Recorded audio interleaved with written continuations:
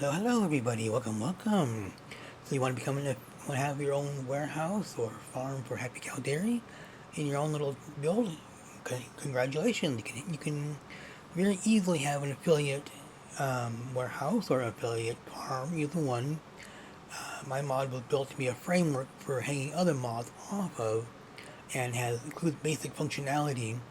But I meant other people to come along and make their own mods that require my mod to function, or even inspire them to make their own mods. There is another milk farm mod out there. Actually, it uses different loads, IDs than mine, so they're not compatible with each other, sadly. But anyway, so first off, a disclaimer: I do not encourage or suggest you modify other people's mods. If you want to modify another person's mod, make your own mod that will modify their mod. Then upload that instead. Do not upload other people's mods and upload it as your own. That's a complete no-no. Do not do that. What I do here is simply for educational and demonstration purposes only. Not, I don't endorse it any other way. So, you want to make your own affiliate warehouse. Well, or farm, same thing as a farm, but a little different in the end. Um, Start off making your own scenery, put your building down, make your span, right here. Make sure your span has been defined, and you need one span for the farm. At least one span, probably two spans. You need your inputs and your output. You want to do a magical output like Conley's or Walker, where it just out of thin air just create something, from magic. You can do that if you want to. It's up to you. It doesn't matter to me. But you can create, your building, your span, all that. Then you go into your definitions JSON and then put it under the requires section here. Put down Happy Cow Dairy. Okay, so now my mod is required by your mod to work. Oh, and we should exit out of here so we don't scramble things. Quit. There we go. Now, save this. And then we go into, and just grab code from me. It's the easiest thing to do. This is the standard warehouse code. You want to make your own code, go for it. But I say copy mine, modify it, and then use it. That's fine. Code is code, Go into your industries, go into your areas, industries section here, um, and incorporate this code. Make sure you do all the proper formatting. Um, okay. Then change the names. Make sure you do that. TV. Let's say HCD TV. Okay. Happy Cow Dairy. I would encourage you to use the same format. Just make things more standard. It's a little easier on the other people or using the mods. Use contracts. True unloader, industry unloader. Track this. The name would be, whatever you want. I say Thomas Valley Milk Unload is good. Oops. God damn you. Goddamn. Okay. Milk Unload. Okay, you piece of shit. Track span would be HCD TV in this case. It could be whatever you want in your case. TV. Oops. Yeah, Happy Cow Dairy TV. I haven't changed it yet. I haven't want to experiment until I can do it as coal reefers and boxcar both, since somebody asked me if I can do that. I haven't gotten around to doing that yet. I will soon. But right now this is RS for the reefers. Use stored yes. And this is the important part here, the load ID. As long as this is the same, all the captive industries that take it will accept it. That's how Conley works. That's how Walker works. The um, sawmill doesn't care where the logs come from. The logs are all the same standard load ID, it'll take them from wherever. Same with, um, the paper mills for the pulp.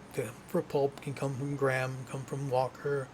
It doesn't matter to it. Along same load ID. So don't change that. Or if you make your own code, make sure you use bottled dash milk. Stored change rate and next and should be, this is the important one. Stored change rate is making sure it unloads your cars at a certain amount, and it's 45 tons per day. Oh, 45 tons per box for a reefer car. So it's about 90,000 pounds times the number of box cars. In this case, it's going to be 4 reefer cars of bottled milk is going to be unloading every 24 hours. And make sure you note that 24 hours, not a new day. So if you load up, put in the reefers at 1 o'clock in the afternoon and then change day to 6 o'clock in the morning, it's not going to be completely unloaded yet. It won't be completely unloaded until 1 o'clock.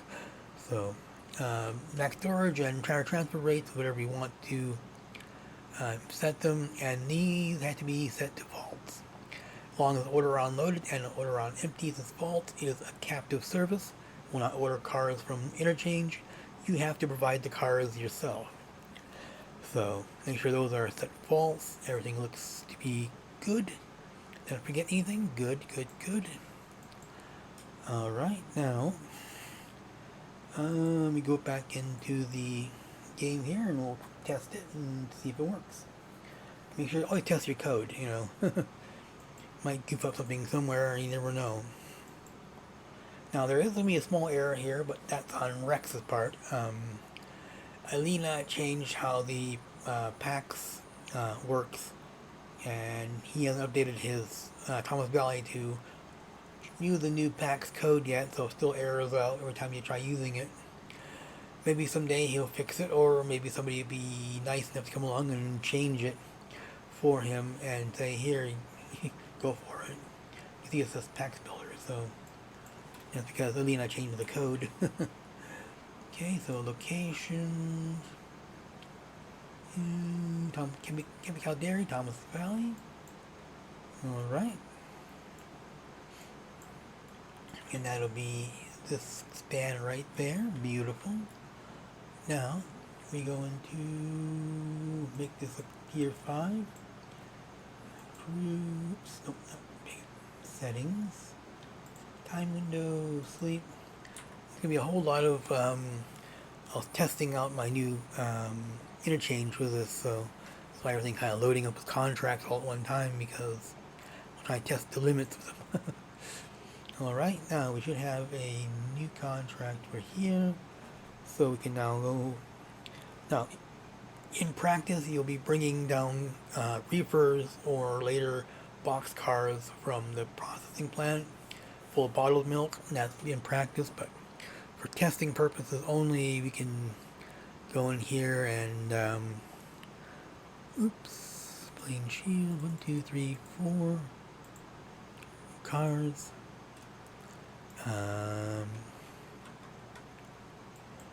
Okay, select,